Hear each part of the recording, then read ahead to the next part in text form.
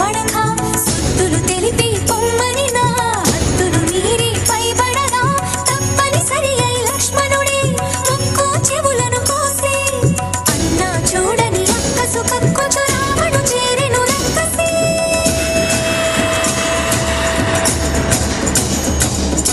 దారుణముగ మాయ చేసి రావణుడు మాయలేడి అయినాడు మారీచుడు.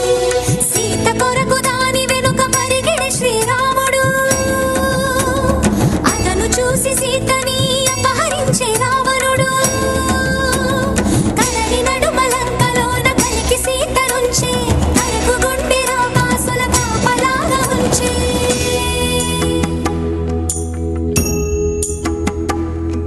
శోక జలధి తానైనది వైదేహి. ఆ శోక జలధిలో మునిగే దాశరథి. సీతా సీతా సీతా సీతా అని సీతకి వినిపించేలా రోదసి కంపించేలా రోదించే సీతాపతి.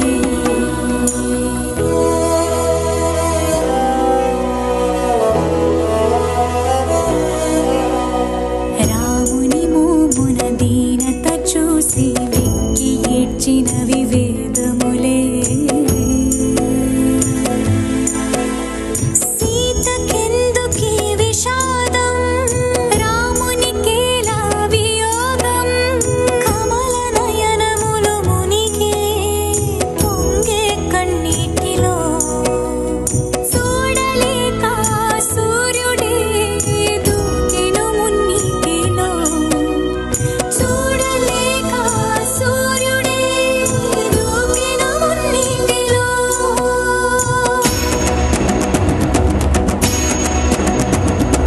వానర రాజగు సుగ్రీవునితో రాముని కలిపి మారుతి జలధిని దాటి లంకను చేరగ కనబడినక్కడ జానకి. రాముని ఉంగరమమ్మకు ఇచ్చి రాముని మాటలో దాచి లంకను కాల్చి రయమున వచ్చి సీత శిరోమణి రామునికిచ్చి చూసినదంతా చేసినదంతా తెలిపి పూసగొచ్చి.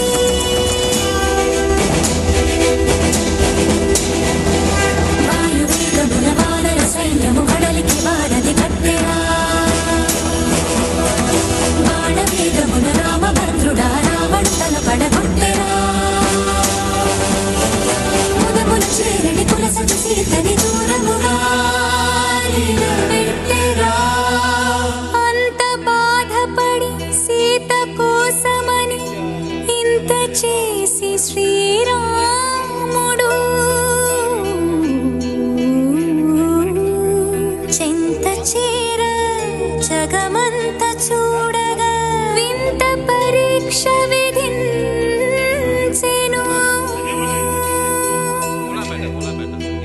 ఎందుకు ఈ పరీక్ష ఎవ్వరికి పరీక్ష.